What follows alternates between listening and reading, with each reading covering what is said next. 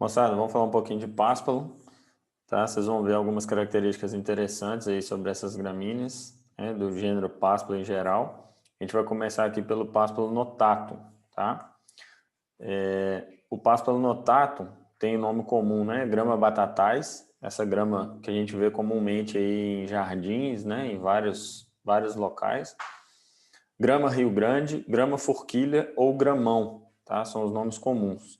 A origem é América do Sul mesmo, né? Alguns autores aí até chegam a comentar que essa planta é nativa, então ela é indígena ou nativa, depende da literatura que a gente for estudar, vai ter essas nomenclaturas aí, tá? Do Páspalo notatum, né, que é a grama batatais, a gente tem o cultivar comum, tá, que tem pouco valor forrageiro, mas as características são muito semelhantes, né? E a gente tem um cultivar melhorado dessa grama batatais que chama pensacola, né, ou também conhecido como Bahia Grass.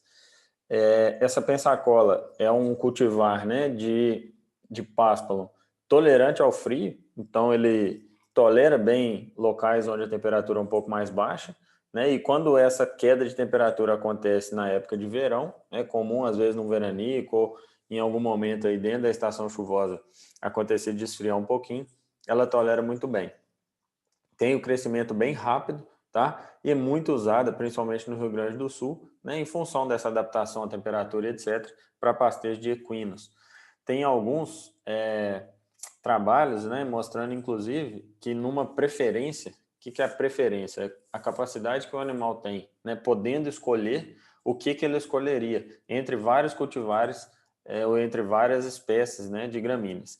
E a grama batatais, o pásparo notato, foi a preferida dos cavalos, tá? É por isso que às vezes a gente vê, né, uma preferência mesmo desses animais pastejando aí grama, pastejando locais mais próximos de construção ou meia encosta onde essa grama está presente, né, por conta dessa preferência de pastejo, tá? Alguns autores, alguma literatura aí que a gente vai ver, né, também classificam esse pásparo como pásparo sauren, tá? E alguns autores classificam como pásparo notatum, cultivar pensacola. Bom, de maneira geral, né, os pásparos são perenes, são estoloníferas, né, então enraizam de pontos em pontos, tem um crescimento bem paralelo ao chão, né, se a gente pegar, lembrar aí do crescimento de uma grama, né, ela é bem paralela ao chão, e tem o que a gente comentou em algum outro momento aí, chamados rizomas, né?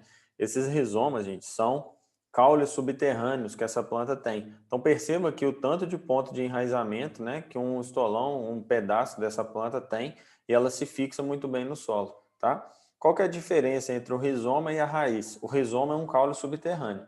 E a diferença entre caules e raízes é que os caules têm o que a gente chama de nós e entrenós bem definidos, né? E a raiz não tem os nós e entrenós bem definidos, ela não tem nó. Então a gente acaba conseguindo, né, perceber quando é rizoma e quando é raiz, tá? Mas lembrando que esses cultivares, pelo menos todos que a gente vai comentar aqui, são estoloníferos e rizomatosos. Então isso, gente, confere uma resistência ao pastejo, uma resistência ao corte, uma resistência ao pisoteio muito grande a essas espécies, tá? O crescimento dela é bem rústico, então ela tem grande capacidade invasora. É comum a gente chegar numa área onde era implantado, por exemplo, uma braquiária ou um pânico, né, ou alguma outra espécie forrageira, e em alguma área ali que uma dessas plantas deixou de vegetar bem ou deixou de competir bem por espaço de solo, a grama batatais, né, os pásparos vão lá e ocupam aquele espaço. Então ela tem essa característica no campo, aí a gente fala, isso é grama invasora, né? Por quê? Porque ela normalmente não é a gramínea de formação da área, mas ela aparece vigorando, né, e vegetando com muita força ali. Uma característica dela é que ela não tolera sombreamento, então quando a gente cuida da gramínea implantada, né, quando a gente faz a recuperação da pastagem, etc., essa gramínea tende a crescer, sombrear os pásparos, sombrear a grama batatais, por exemplo, e ela tende a perder força ali, tende a sumir da área. Tá? Então, via de regra, né, dependendo da população de plantas, dependendo da situação de solo, não é uma situação tão complicada assim a gente recuperar uma área que foi invadida por grama. Né? E aí, de novo, ponto de tomada de decisão entre recuperação e reforma vai ser sempre a população de plantas que a gente quer recuperar na área. Se for possível recuperar, ótimo. Né? Se não, a gente realmente precisa entrar com a operação de reforma. A inflorescência tem os racimos, né? Então ela é bem parecida com a inflorescência da braquiária, as sementes bem pequenas, tá? Então, chega a ter aí 500 mil sementes por quilo, né, de semente, né, ou de embalagem, vamos falar assim. E aí a gente tem sementes com valor cultural mais baixo. A gente vai ver mais para frente essa característica. Tem um grande número de cultivares, vários cultivares de páspalo, né? De páspalo notato, especificamente, e vai muito bem, né, em função dos diferentes solos e climas. Então, se a gente pegar aí na região, principalmente de Cerrado, de Brasil Central, a gente vê que o páspalo notato vai muito bem nessas regiões, né, onde está vermelho mais escuro aqui no mapa.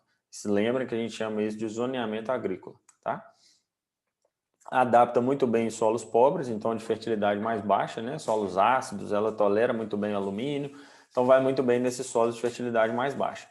Cresce bem em solo com boa umidade, tá? Mas não tolera lâmina d'água. Então, normalmente, em algumas situações, né, a folha fica bem fina, ela começa a ficar feia, né? Mas se a lâmina d'água for transitória, ela vai muito bem. Às vezes a gente tem um exemplo disso até nos jardins de casa mesmo, né? A gente vê a caixa do solo enchendo, aí quando chove muito, fica aquela lâmina d'água ali por 1 ou 2 dias, ou até menos às vezes, e aí essa grama volta bem vigorosa, vegetando bem aquele jardim ou aquela área ali. Nos pastos acontece a mesma coisa, tá? Vai bem em solos de ampla variedade de textura, desde arenosos até mais argilosos, né? Então se adapta bem em várias regiões, como a gente viu no mapa lá. Acima de 35 graus o desenvolvimento é prejudicado, abaixo de 13 inibe o florescimento, porque as taxas fotossintéticas tendem a reduzir também. Então as faixas de temperatura ótima aí, né, vão ficar entre 15 e 30 graus, mais próximo de 30 por ser uma planta de característica tropical, né, uma gramínea tropical que a gente fala, diferente das temperadas, né, a gente vai ver um exemplo aí para frente. É considerada invasora de pastagem, exceto quando a formação dela é aquela, principalmente o cultivar pensacola, que é um cultivar mais produtivo, tá?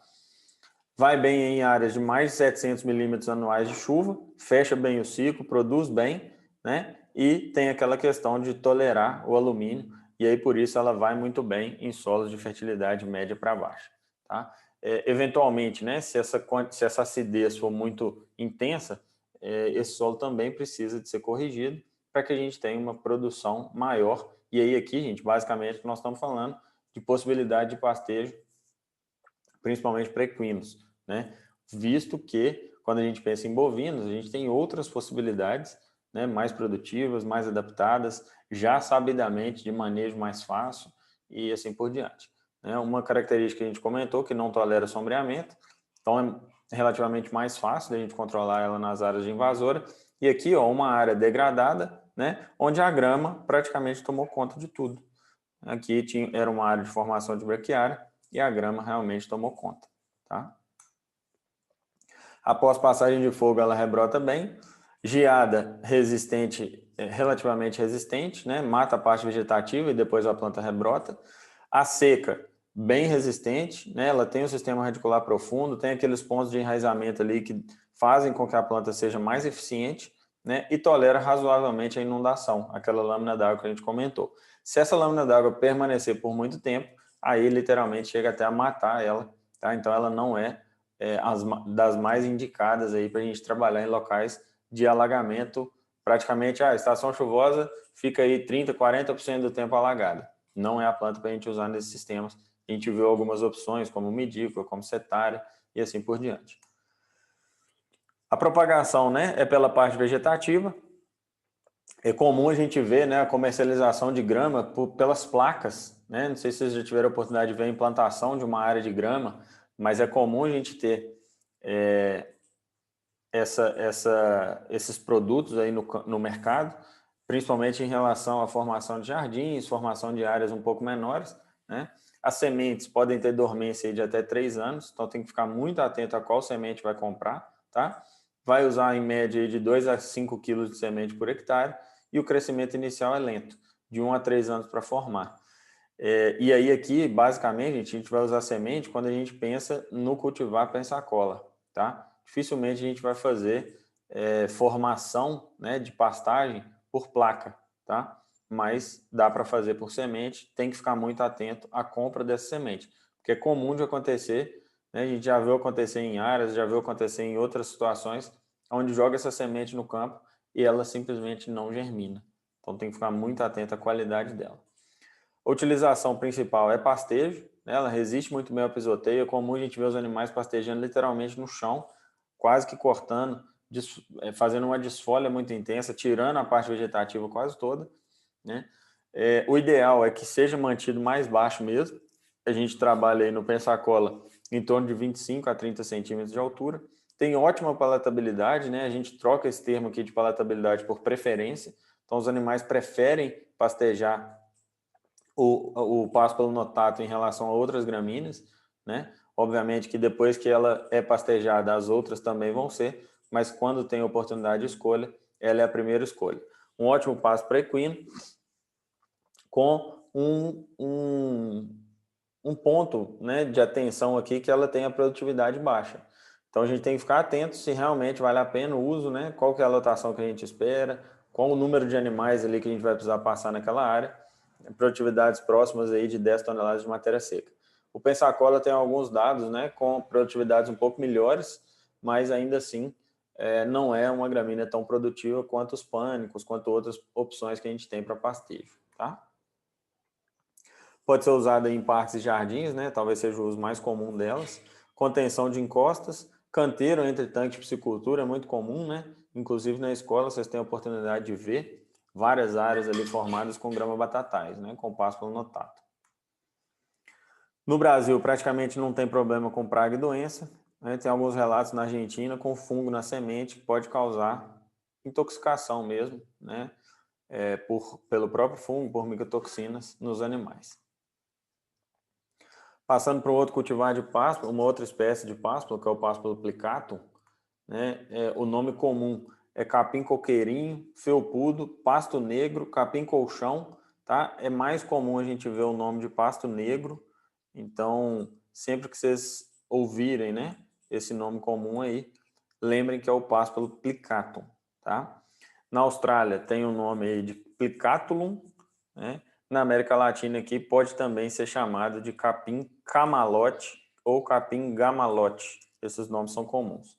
A origem também é América do Sul. Alguns autores, né, inclusive comentam desse capim ser nativo brasileiro, tá? Mas via de regra muito adaptado aqui às nossas regiões. Aí do pásparo plicatum, a gente tem os cultivares, né, principais aí ou mais comuns. Hartley, que é nativo do Brasil, tem uma produtividade menor do que o Rhodes Bay, que é o próximo cultivar que a gente vai ver. Porém, de valor nutritivo um pouco melhor. Então, a gente sempre acaba ficando um pouco nessa balança, né? O que é mais produtivo, o que é mais nutritivo, tá? E aí vai variar do que a gente quer. Se a gente quer mais volume de massa, se a gente quer mais matéria seca, se a gente quer mais nutriente na matéria seca.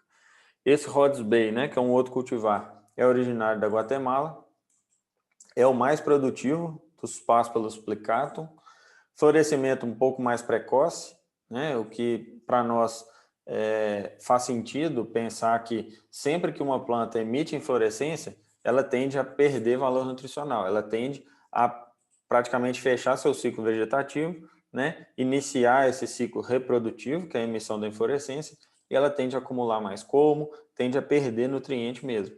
E aí, toda vez que a gente tem uma planta que floresce mais cedo, mais precocemente, como um próprio mecanismo, né, de sobrevivência da própria planta, a gente acaba preferindo, às vezes, trabalhar com cultivares que vão florescer mais tardiamente. Mas aí, de novo, vai do objetivo, vai da disponibilidade. Às vezes já tem o capim na fazenda, a gente só precisa conhecer realmente a fisiologia da planta. Tem as folhas mais curtas, né, do que o Hartley, que também a gente já começa a fazer uma referência, né, que se tem folhas mais curtas ou menos folha, as relações de folha colmo na hora do pastejo podem não ser tão boas, né, e é uma característica dele. Ambos são perenes, né? A planta é cespitosa e rizomatosa, como a gente já comentou, assim como o pásparo notato. Pode ter touceiras aí até 1,20 m, então a gente, né, considera isso aí um porte médio dessa planta, tá? De médio a relativamente alto, né? Para ser de crescimento cespitoso, é uma altura razoável que essa touceira alcança, e vocês verem que forma um colchão mesmo, muito perfil, muita folha, muita massa, né, para ser consumida aqui. As folhas podem chegar aí até 40 centímetros de comprimento, então são folhas longas aí, né, com 2 palmos praticamente, com muito perfil, muito densa a touceira, o estande de forragem é muito denso, tá? E aí, se for bem utilizado, né, se for pastejado na hora certa, acaba sendo uma opção boa, né, com alguns entraves que a gente vai comentar. Uma característica que vegeta bem em solo pobre, então de fertilidade média para baixa, assim como o páspalo notatum, né? Precipitações aí próximas de 700 a 800 milímetros por ano, ampla faixa de solo, então tanto argiloso quanto arenoso, vai bem, suporta razoavelmente bem o encharcamento, tá? Então pode ser uma outra opção aí para trabalhar em áreas alagadas, não alagadas por muito tempo, né? Mas alagadas por tempos, às vezes assim, logo após uma chuva forte ou fica ali por 2, 3, 4, 5 dias uma área alagada e depois ela é drenada, pode ser uma opção, tá? Rebrota bem após a passagem de fogo, né? A geada, da mesma forma, queima a parte vegetativa, mas rebrota logo depois que vem chuva. Boa resistência à seca e excelente resistência ao pisoteio. Então, essas plantas, gente, que a gente fala que resistem muito bem ao pisoteio, ao pastejo mais baixo, etc., a gente começa a pensar o seguinte, talvez sejam opções, né, para a gente usar em pastejos contínuos, em situações onde os períodos de descanso da planta tendem a ser um pouco menores, né? Ou aonde a gente tem pouca divisão e aí acaba que fica animal ali em cima daquela planta pastejando, fazendo desfolha, caminhando ali em cima do pasto por muito tempo, tá? Então, toda vez que a gente pensar que a planta é resistente ao pisoteio, é resistente a superpastejo e etc., nos refere, né, ou traz essa ideia de que a gente pode trabalhar com essas plantas com uma intensidade de pastejo um pouco maior e às vezes até com essa questão do pastejo contínuo, sabendo todos os prejuízos, todas as implicações que tem a gente trabalhar com pastejo contínuo, né? Não é que é melhor nem pior, mas ele tem as características dele que a gente precisa entender para poder trabalhar com ele bem. Na propagação, normalmente é feito por semente, tá? Mas pode ser utilizada também a parte vegetativa. Então, nesses casos de formação de pasto, que não é de páspalo notatum, é de páspalo plicatum, então já é uma área mais de pastagem mesmo e tudo, a gente vai sempre preferir fazer a formação, fazer o plantio por semente. No pastejo, vai florescer mais no final do verão, então é uma característica interessante. Deve ser mantido baixo, por quê? Porque o valor nutricional é perdido muito rápido. A relação de folha e colmo, né, desse capim, à medida que ela vai envelhecendo, abaixa a digestibilidade, ela já não é das mais altas naturalmente, tá? Não é um capim dos mais nutritivos, dos mais digestíveis, mas via de regra, quando passa do ponto, quando fica mais velha, fica muito pior. Então, quando ela é mal manejada ou quando a gente tem algum erro de manejo, ele lignifica muito rápido, né? Um capim que acumula muito material estrutural, que ele é muito rústico, ele é muito resistente. Então, como ele lignifica e acumula muito material estrutural, digestibilidade desse carboidrato, digestibilidade da fibra diminui muito, tá? Consequentemente, como a fibra aumenta demais, lembrem que sempre numa relação de proporção, os teores de proteína bruta tendem a reduzir, né? É um capim aí que a gente vai ter também, não é das produtividades maiores, né? Nós estamos falando aí em torno de 10 a 15 toneladas, né, de matéria seca por hectare. Então, às vezes até menos, tá? Dependendo da situação, obviamente, dependendo de adubação, dependendo do solo, mas chegaria aí em 10 a 15 toneladas de matéria seca por hectare. A média tende a ser mais baixa do que isso. Então, são gramíneas de produtividade média para baixa, tá? Quando comparadas, obviamente, com outras, né, tipo pânico, tipo até o próprio braquiarão, quando comparadas com gramíneas mais produtivas, como é o caso do capim-elefante, que a gente vai ver daqui a pouco. Aqui, ó, só para vocês terem uma ideia, né, esse aqui é um dado de experimento, ele tem palatabilidade razoável, então, na média, né, os animais consomem, mas podendo escolher, vão escolher outra antes dela, tá? E mesmo com a planta nova, de 0 a 30 dias de rebrota, as quantidades de proteína bruta tendem a ser baixas. 7,5% na matéria seca, gente, é relativamente baixo para uma planta jovem, tá? 31 a 45, 6%, 46 a 60 dias, 5%, 61 a 90 dias, 3%. Então, aqui, necessariamente, se a gente estiver pensando em desempenho, se a gente estiver pensando, né, em índices zootécnicos melhores, caso a gente vá trabalhar com essa gramínea, a gente precisa considerar a possibilidade de uma suplementação, tá? Porque aí sim a gente consegue aliar bem esse consumo de fibra, consumo de pasto, né, com um ganho de peso ajudado aí pela suplementação, principalmente se a gente estiver pensando em gado de corte. Se a gente estiver pensando em gado de leite, dificilmente a gente vai conseguir fechar uma boa dieta com esse capim, né? A não ser que entre muito concentrado nessa dieta.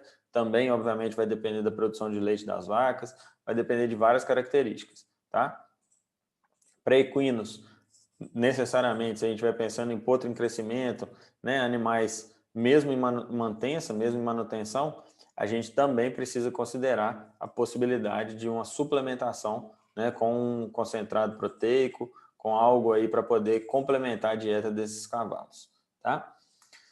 Aqui só para vocês conhecerem, né, a gente tem outros gêneros de páspalo, os nomes comuns aí, capim ramírez, que é o páspalo guenoarum, o capim comprido, né, o nome comum é o páspalo dilatatum, capim gengibre, também nome comum, páspalo marítimo, grama tio Pedro, é um páspalo sem subespécie definida, capim gana, é conhecido, né, dessa forma, o nome comum, é a espécie de páspalo scrobiculatum. Essas espécies, pessoal, eles vão ter características muito semelhantes, né, às que a gente comentou. Então, a maioria deles vai ter crescimento cespitoso, com exceção do páspalo notatum, né, mas vai ter crescimento cespitoso, vai ter rizoma, tá? Vai tolerar muito bem pastejo, muito bem pisoteio. Via de regra, são gramíneas de valor nutricional de médio para baixo, mesmo quando bem manejadas. Então, também sempre considerar essa opção aí, essa possibilidade de suplementação, né? São pastejadas por todas as espécies, então tem muitas características em comum, tá? Mas, via de regra, são gramíneas que às vezes a gente vai utilizar quando já está na área. Tem alguns outros gêneros de pásparo, gente, que não tem valor forrageiro, né? São consideradas, inclusive, invasoras. A gente tem muito na região norte do país, e uma dificuldade grande de tão resistente que essa planta é, uma dificuldade, inclusive, de controlar elas com herbicida, né? Tem vários cultivares aí, várias espécies de pásparo que são resistentes, inclusive, a alguns herbicidas, tá? Bom, a gente finaliza essa parte aqui. Se vocês tiverem alguma dúvida em relação aos pásparos, né, mandem para a gente lá no grupo ou deixem aqui na plataforma para a gente poder responder todas. Um abraço, até a próxima.